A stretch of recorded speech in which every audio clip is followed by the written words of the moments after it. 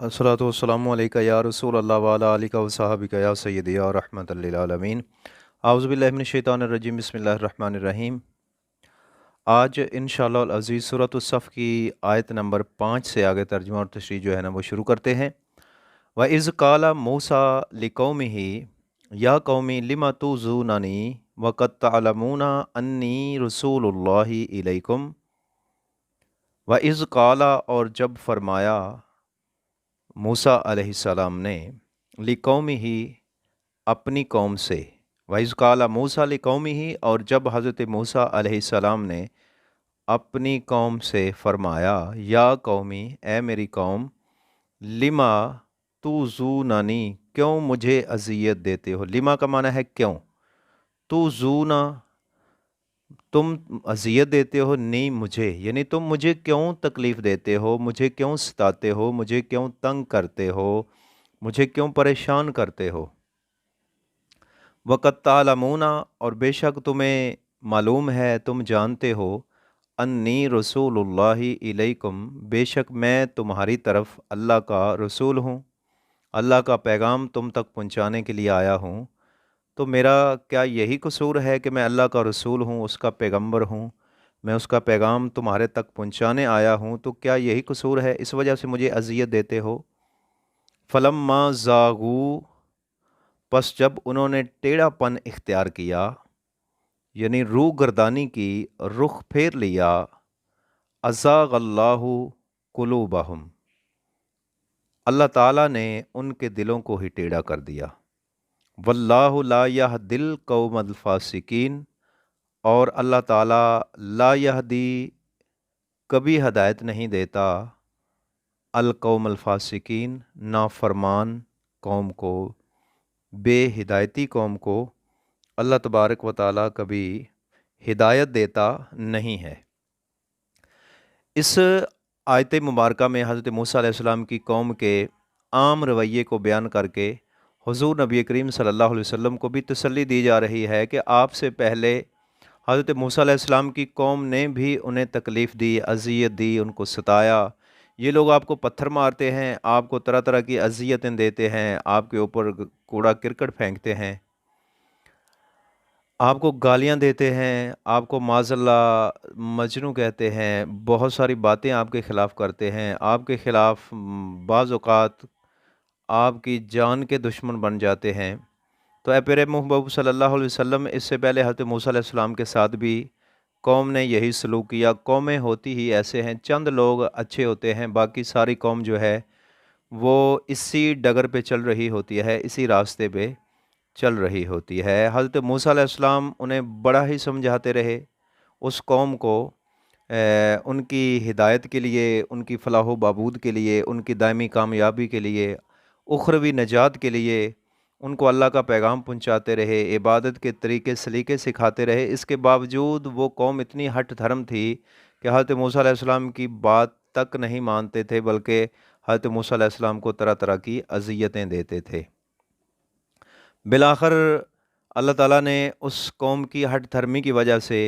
उनको टेढ़े रास्ते पे ही गामज़न कर दिया। उन टेढ़े रास्ते से मुराद उनके दिलों के अंदर जो कजी थी, जो कज रवि थी, जो पैगंबरों का बुग़्ज़ था, अदावत थी, जो नफ़रतें थी, जो इस्लाम से उनकी दुश्मनी थी, उसको अल्लाह तबारक व ताला ने उनके मुक़द्दर में लिख दिया और फिर उनको दायमी अज़ाब का मुस्तहिक ठहरा दिया। यही अल्लाह ताला का कानून है कि जब कोई कौम किसी हुक्म से रूगर्दानी करती है या अल्लाह ताला की बात के ख़िलाफ़ करती है, तो अल्लाह तबारक व ताला सज़ा के तौर पर उस पर अपना अज़ाब मुसल्लत कर देता है।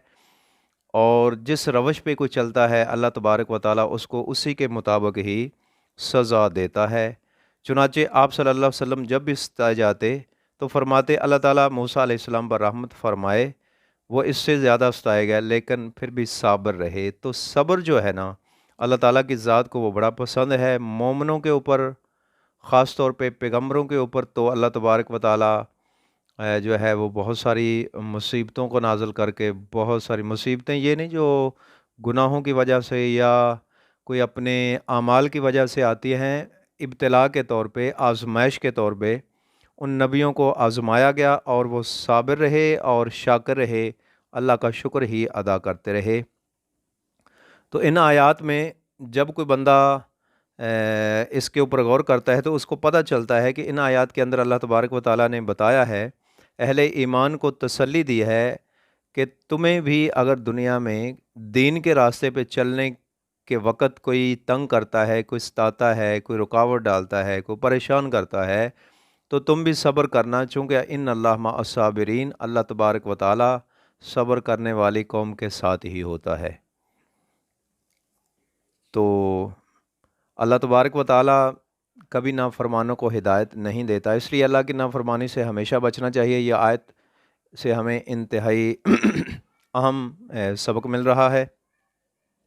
کہ ہم اللہ کے رسول صلی اللہ علیہ وسلم کے نقش قدم پہ چلیں، ان کی سنتوں کو اپنائیں تاکہ ہمیں دامی کامیابی نصیب ہو سکے، چونکہ اس کے بغیر ہدایت ممکن نہیں ہے جب تک کسی پیغمبر کے نقش قدم پر نہ چلا جائے۔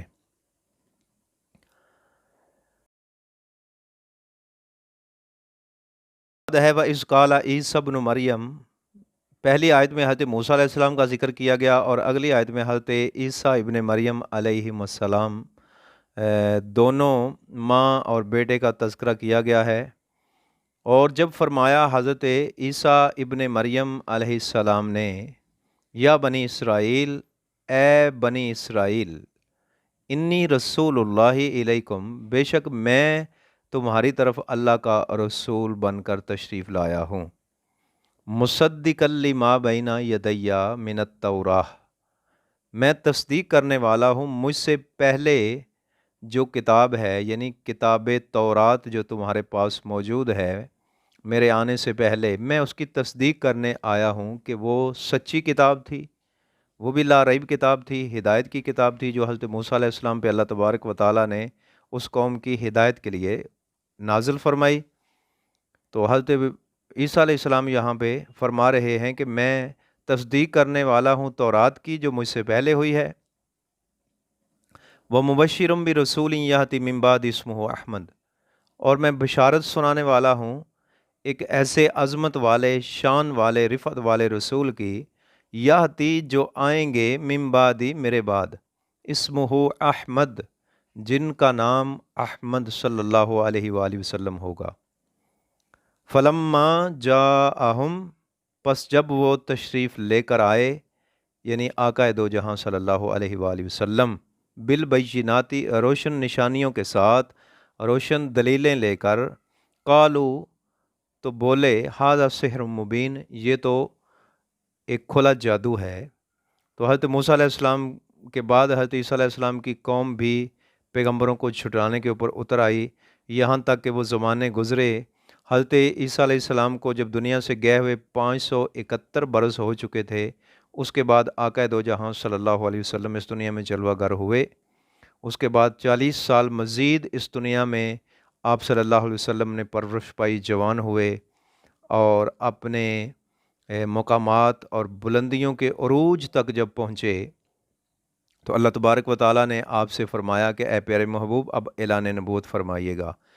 تو آقا دو جہاں صلی اللہ علیہ وسلم کی آمد سے 650 سال پہلے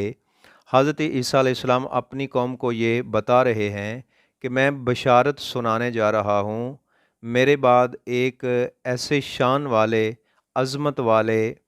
محبوب دنیا میں جلوہ فرما ہوں گے جن کا نام نامی اسم گرامی احمد ہوگا۔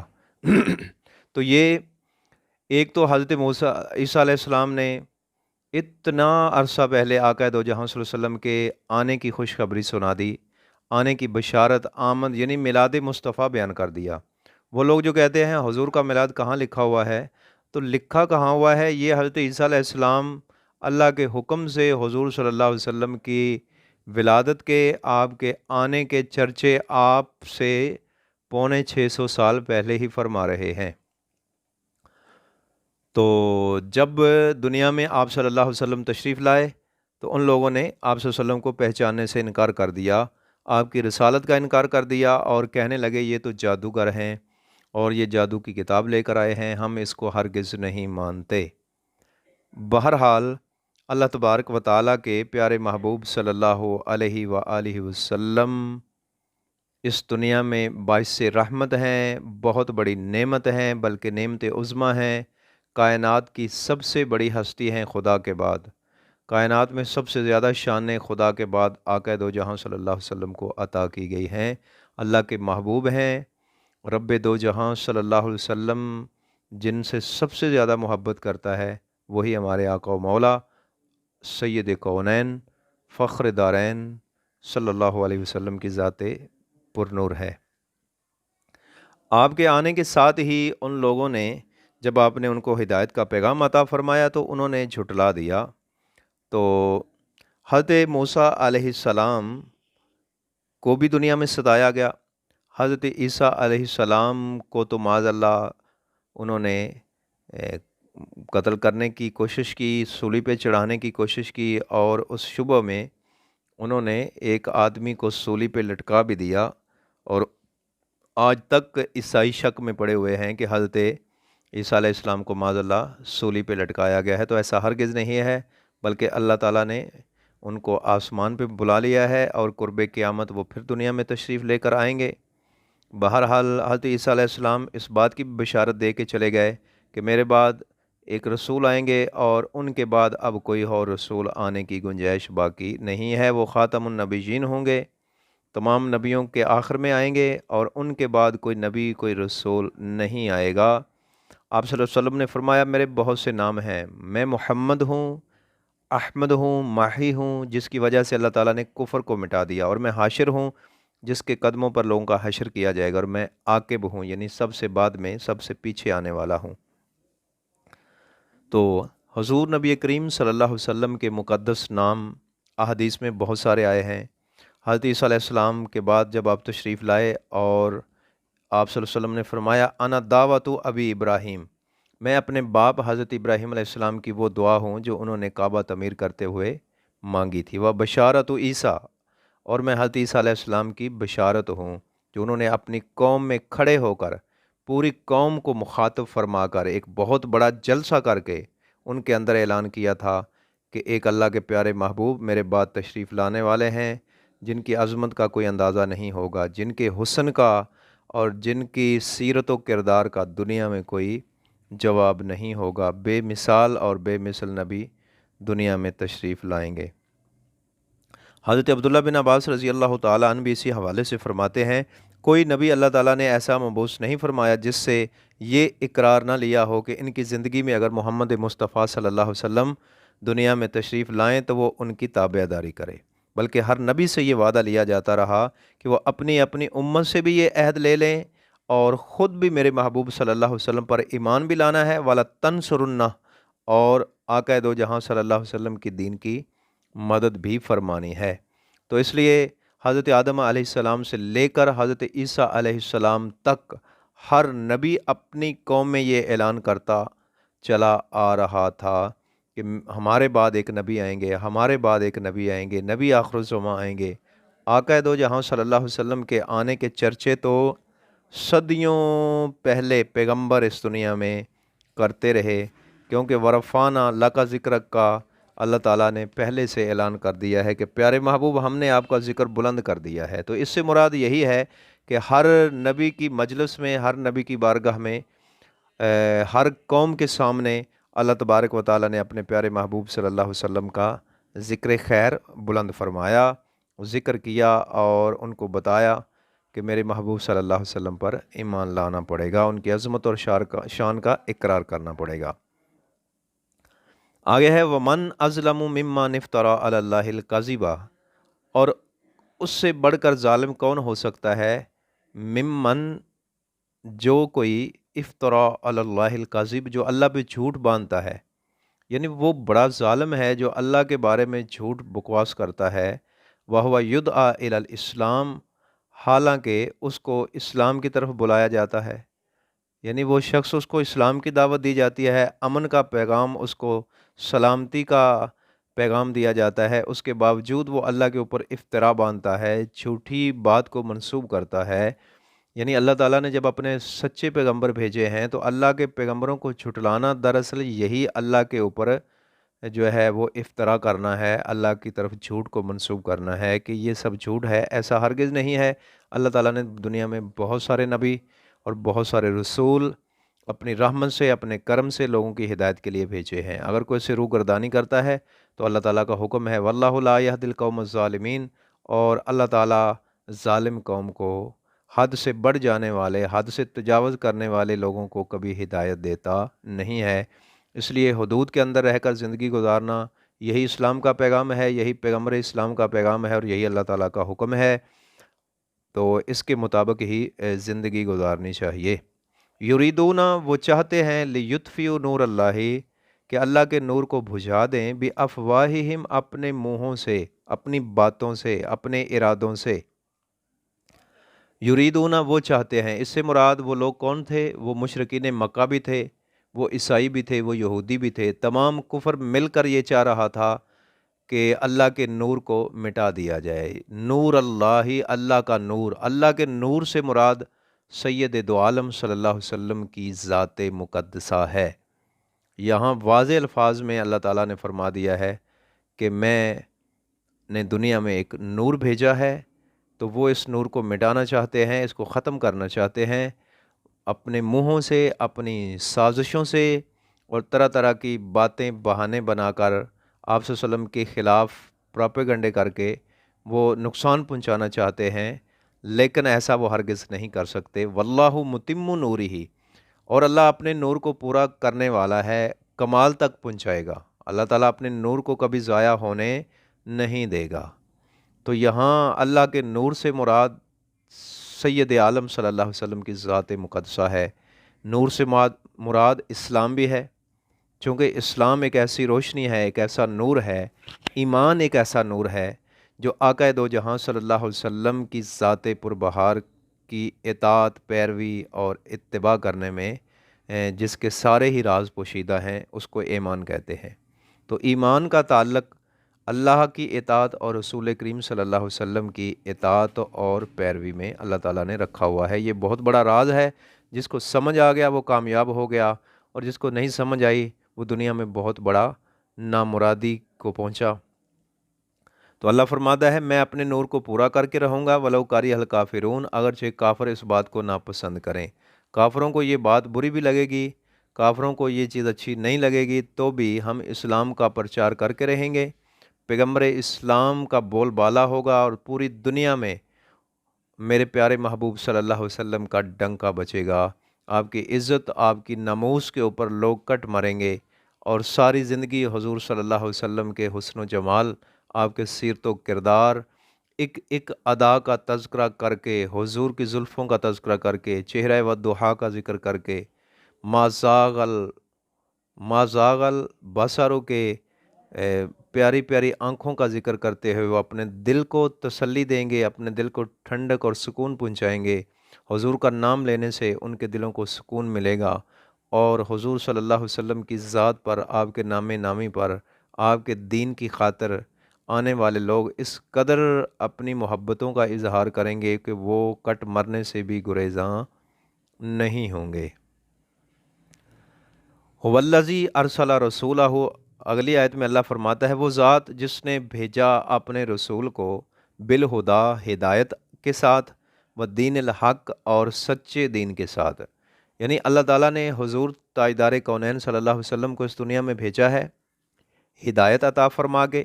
و دین الحق کی، اور سچا دین دے کر۔ یعنی آپ دنیا میں لوگوں کو ہدایت دینے کے لیے تشریف لائے، اور سچائی کا طریقہ، سچائی کا راستہ دکھانے آئے۔ اور سچائی کا راستہ کیا ہے؟ وہ جنت کا راستہ ہے، وہ کامیابی کا راستہ ہے، وہ فلاح کا راستہ ہے، وہی ہدایت کا راستہ ہے۔ جو بندہ بھی ہدایت کو قبول کرتا ہے اور اس راستے پہ چل پڑتا ہے تو یقیناً چلتا چلتا سیدھا وہ کامیابی کی طرف، جنت کی طرف اپنا رخ کرتا ہے، اور آخر وہ اپنی منزل کو پا لیتا ہے۔ اللہ فرماتا ہے کہ میں نے ہدایت اور سچا دین دے کر اس دنیا میں اپنے رسول کو بھیجا ہے، لِیُظْہِرَہُ عَلَى الدِّینِ کُلِّہِ، تاکہ اس دین کو سارے دینوں پہ وہ غالب کر دے۔ اس دین کا غلبہ وہ چاہتا ہے کائنات میں۔ یظہرا، غلبہ کیا ہوتا ہے؟ دین کی عزت چاہتا ہے، دین کا اس دنیا میں پرچار کرنا جو ہے نا وہ اس کو پسند ہے، اور وہ چاہتا ہے کہ پوری دنیا میرے مصطفیٰ کے گیت گائے، میرے مصطفیٰ کے ترانے گائے، میرے مصطفیٰ سے محبت کرے، ان کے نقش قدم پہ چلے، دین اسلام کو اپنائے، سلامتی اور امن کے ساتھ اس دنیا کی زندگی کو جیے، اور آخرت میں بہت بڑی کامیابی سے ہمکنار ہو جائے گا انشاءاللہ۔ ولو کاری المشرکون، اللہ فرماتا ہے اور اگرچہ مشرکین کو، مشرکین مکہ کو یہ بات بری بھی لگتی ہے تو بھی دین اسلام کا غلبہ ہو کے رہے گا۔ تو پھر آپ نے دیکھا تاریخ اس بات کی گواہ ہے، بلکہ آقا دو جہاں صلی اللہ علیہ وسلم کے زمانے میں بہت بڑے بڑے کافر جو تھے وہ قتل ہو چکے تھے، اور دین کا غلبہ ہو چکا تھا، مکہ بغیر جنگ کے بھی فتح ہو چکا تھا، اور امن کا پیغام لے کر حضور صلی اللہ علیہ وسلم مکہ مکرمہ پہنچے۔ وہ جو آپ کے جان کے دشمن تھے ان تمام کو معاف کر دیا، اور ان کو باہم شیر و شکر بنا دیا، اور ایک اخوت اور محبت کا درس دیتے ہوئے اس دنیا سے سدھار گئے، اور آج تک وہ دین دنیا میں انشاءاللہ غالب ہے، اور قیامت تک وہ غالب رہے گا۔ اس دین کو کوئی بھی مٹانے والا نہیں ہے۔ مٹ گئے، مٹتے ہیں، مٹ جائیں گے عادا تیرے، نہ مٹا ہے نہ مٹے گا کبھی چرچا تیرا، یعنی اس دین کا چرچا ہمیشہ رہے گا۔ اس کو مٹانے والے خود مٹ چکے ہیں، کئی ابو جہل، ابو لہب، عتبہ، شیبہ، مغیرہ، بڑے بڑے اس دین کے مخالفین آئے، کئی یزید اور یزید کی اولاد پیدا ہوئی جنہوں نے اسلام کے خلاف جو بھی حرکت کی، اللہ تعالیٰ نے ان کو دنیا میں بھی اس کا وبال چکھایا، اور دنیا میں بھی ان کے اوپر عذاب مسلط کیا، اور آخرت میں بھی ان کے لیے دردناک عذاب ہے۔ تو اس لیے اگر کوئی ابو لہب اور ابو جہل کے نقش قدم پہ چلتے ہوئے دین کے اوپر حملہ کرتا ہے، یا ناموس رسالت کے اوپر حملہ کرتا ہے،